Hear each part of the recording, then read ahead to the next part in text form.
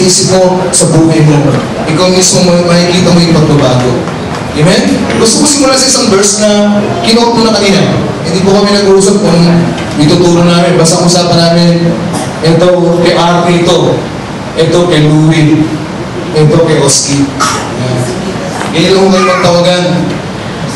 The purpose of life, ang layunin po ng buhay, ay panikliin yung pangalan mo. Alam niyo ba yan? Ha?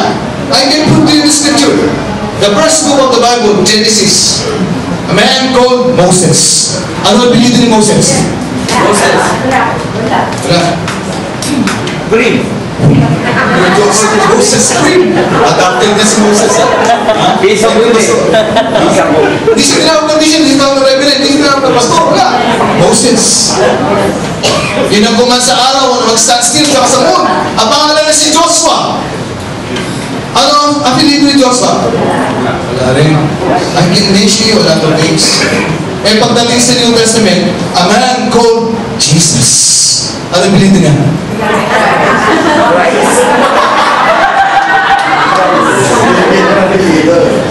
Kaya ngayon pakinggan.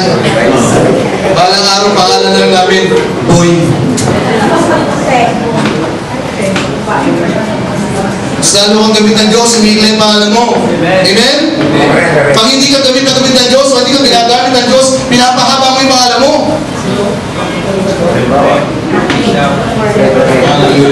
Let me read from Matthew chapter 25, verse 34. Ito napakaganda nito. Bakit ba kingdom ang pinag-uusapan dito? Tandaan niyo yung Bible na hawak natin, it's all about a king, a kingdom, and his kids, yung royal children niya.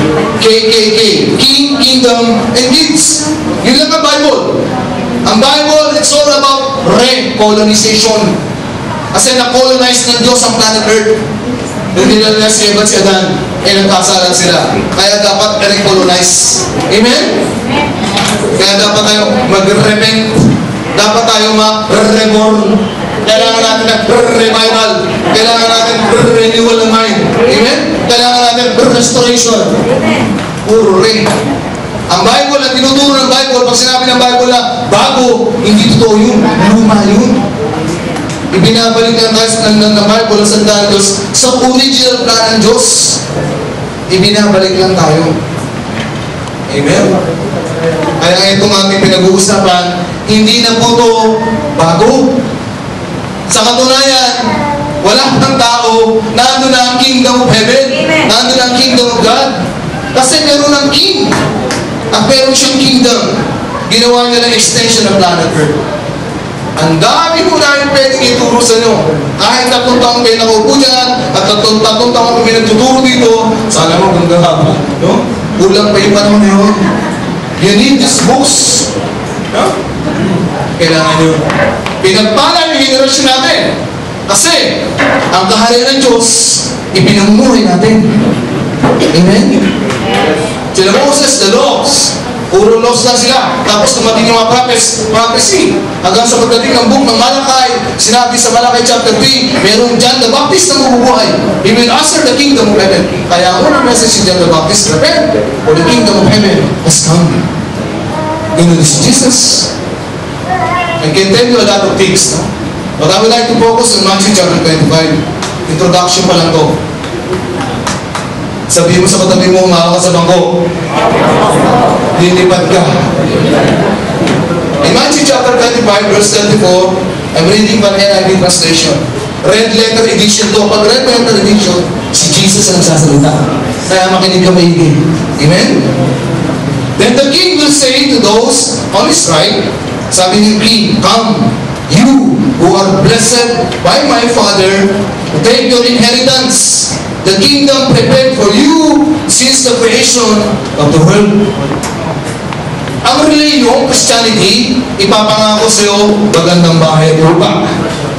Ang reliyon, ipangako sa iyo bagong kotse. Ang reliyon, ipangako sa iyo, bibigyan ka ng bagong relo. Sa iba, bagong asawa. Yun ang promise ng reliyon, yun ang promise ng Christianity. Yun ang tinuturo sa prosperity at abundance. Bagong kotse, bahay, alahas, bagong asawa. Pero masama yun.